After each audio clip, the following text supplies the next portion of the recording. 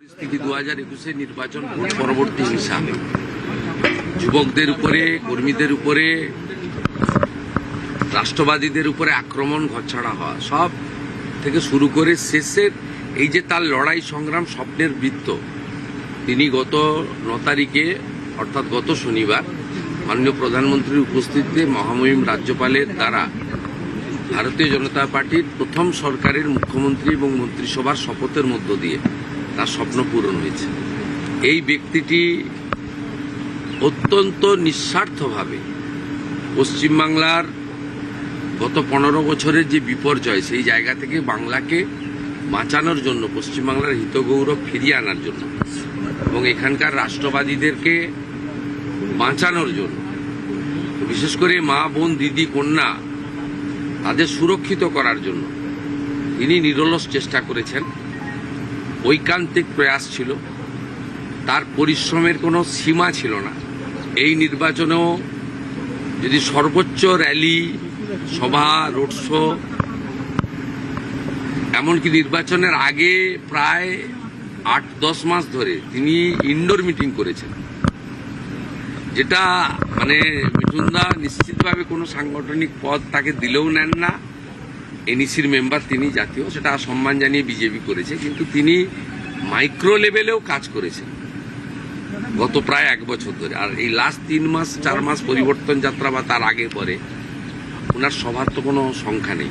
তাই আজকে আমি মুখ্যমন্ত্রী হয়েছি নিশ্চিতভাবে জনগণের ভোটে আশীর্বাদে। বিজেপি আমাকে নমিনেটেড করেছে, কিন্তু নেপথ্যের কারিগরদের মধ্যে অত্যন্ত অগ্রাধিকার ভিত্তিতে যে কয়েকটা নাম আসে, তার মধ্যে মিঠুন চক্রবর্তীর নাম অন্যতম। তাই আমার মিঠুন আমাকে কালকে বলেছিলেন আমি দেখা করতে চাই। আমি বললাম আপনি দেখা করবেন না, আপনার তৈরি করা মুখ্যমন্ত্রী আপনার কাছে আসবে।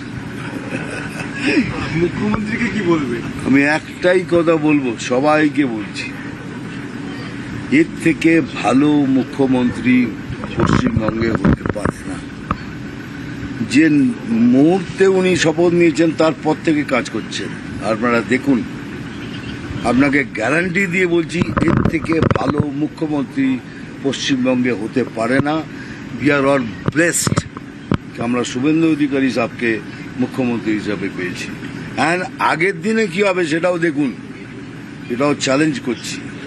আগের দিনে একের পর এক এই যোদ্ধা এই লড়াই লড়িয়ে নিয়ে, আর আমি তো রইলাম পেছনে। গতকাল প্রধানমন্ত্রী কি টুইট করেছেন, তার বিদেশ যাত্রা সম্পর্কিত একটা গুজব রটানো হয়েছে, এই নিয়ে কি বলবেন? এইভাবে মিথ্যাচার করা হচ্ছে, যে প্রধানমন্ত্রীর বক্তব্যের মিথ্যাচার করা হচ্ছে, প্রধানমন্ত্রী নিজে টুইট করলেন। দেশের মধ্যে কিছু মানুষ আছেন যারা দেশকে অস্থির করতে চান এবং দেশের প্রধানমন্ত্রীর যে বিশ্বব্যাপী ব্যাপ্তি, জনপ্রিয়তা, তাতে ঈর্ষান্বিত। তারা সিরিজ অব নির্বাচন হারছেন, মানুষ তাদের প্রত্যাখ্যান করছে। তাই গুজব রটানো, বিভ্রান্তি করা এবং দেশের সর্বোচ্চ চেয়ারকে সেটাকে নিয়ে এই ধরনের অসত্য প্রচার করা তাদের কাজ।